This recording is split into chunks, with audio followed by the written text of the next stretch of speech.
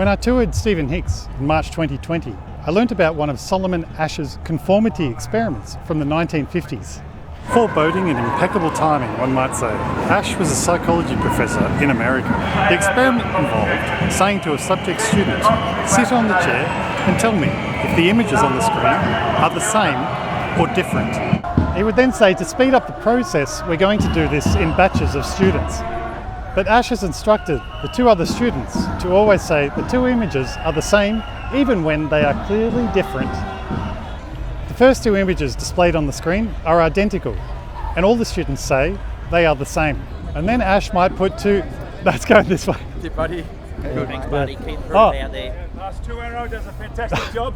Then Asch might put two identical red boxes up on the screen, and all students say they are the same. And then the experiment really begins. There might be two triangles on the screen, and one is obviously a different shade of green, and the other students in on the experiment say they are the same. And what happens most of the time? The test subject in the middle errs and says they are the same. So what's going on here? The subject will override his independent judgment of the facts presented. Why? Due to a primary impulse to fit in with the group. The majority rules: avoid embarrassment, not cause a stir, or other reasons. The experiment continues, and the disparity between the two images widens.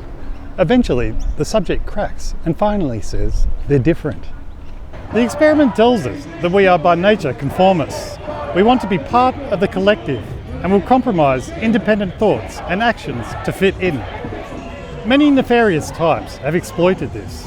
Never approach the individual as a person, but as a member of a social group. Other movements do this as well, postmodernists for example. Now the Asch experiment is of course just a friendly and harmless exercise. Let's swap out the classroom for real world things. Substitute the professor out for someone in authority, in government, or an organisation wanting perhaps a new world normal. They work with organisations, give out lots of money, create lots of fodder, and before long everyone is saying we are in this together. We'll get through this together, Australia.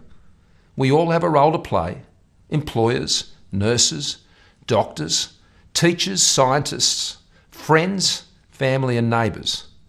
I know we'll all do our bit. The networks we've grown up with go along with the experiment, and they were traditionally trusted. I don't read Lancet. The lion who forgot how to roar.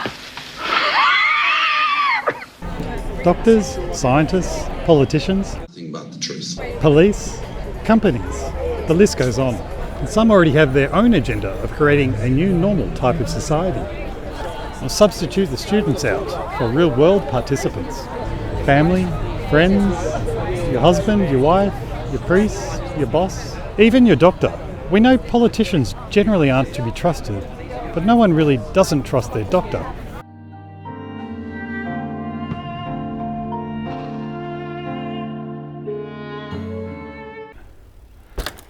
We learned from Asch's experiment that we are shaped by our group ties. Yeah! Before you know it, one major organisation is influencing another smaller one, and everything blends together all the way down to the individual, and we have our complete society. Yeah! That's cool. And we have our complete society and all your individual networks involved in the experiment. All the people and institutions that you have grown up with and who likely have a significant influence over the makeup of your identity. Doesn't quite feel like you can just leave the not so innocent experiment back to safety. To say they're different now has real consequences. Loss of your job, family, friends, income, business, things that give you purpose in life. Let's substitute the two images on the screen out for two opinions. A doctor talking on your favourite TV channel, or a doctor talking on a fairly new social media platform. A major news platform discredits the people on the social media platforms. Who will the group go with? You're feeling me. Let's substitute the two images out for two options. Do you want your grandma to die, or do you want to keep your business open, you really selfish person? Well, I want to keep my grandmother alive, of course, so I might sacrifice keeping my business open. Before long, a majority have gone along with the initial stages of the experiment, and it's safe to go to the next, more absurd step. So the question becomes, what are people willing to sacrifice? Now what ties the group together, as Matthias Desmet points out, is how much people have sacrificed. Whee! The consequence of saying it's different now becomes you are really selfish because you aren't sacrificing like we are for the greater good. But one participant sees that the children are suffering terribly as a result of lockdowns and finally decides to say the images on the screen are different. Now what happens? Another student, bolstered by this person speaking up, finally decides to say they're different. Conformity is weakened. So what needs to be done to maintain conformity?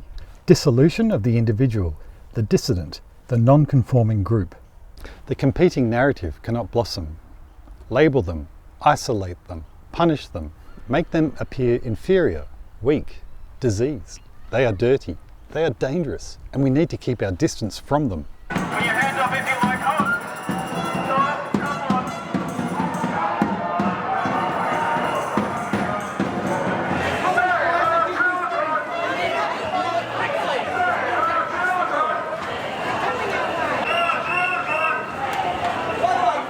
Encourage your group to punish anyone who dare says the images are different. Try and break influential individuals, such as Monica Smith from Reignite Democracy Australia, by putting her in solitary confinement in prison. That didn't work, so try and push through a bill that would see her and other people like her in jail for 2 years.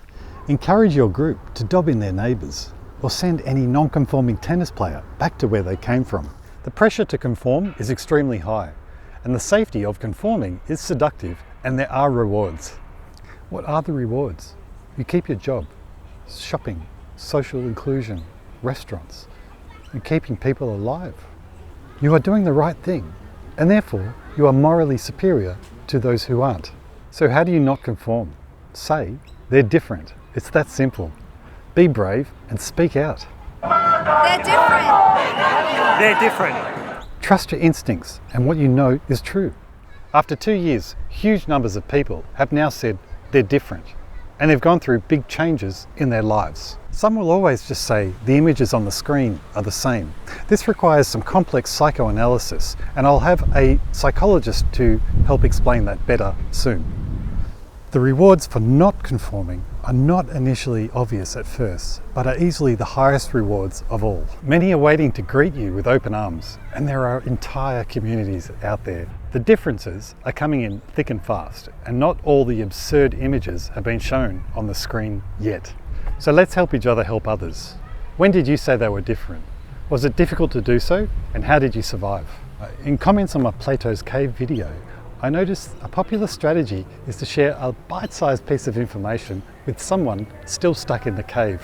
If you've only just said they're different, that's great, and maybe fresh to the differences, you can now help others spot them quickly. Oh.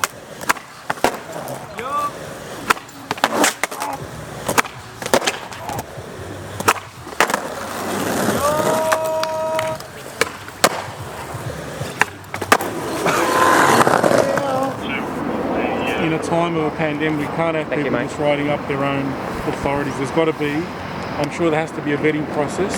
We'll take a field contact photo of this, of how you are, what you're wearing. But to me, as a layman or objective person, I sense a big weakness and it doesn't feel right. When someone tells you protests don't achieve anything, show them the Solomon Asch experiment. Hearing somebody else say they're different weakens conformity. I'll be making videos on other experiments, satire videos, educational videos, and reporting style videos. So please consider supporting me with coffee in the video description below. When I roar, it's a warning that you better run away and hide. Row!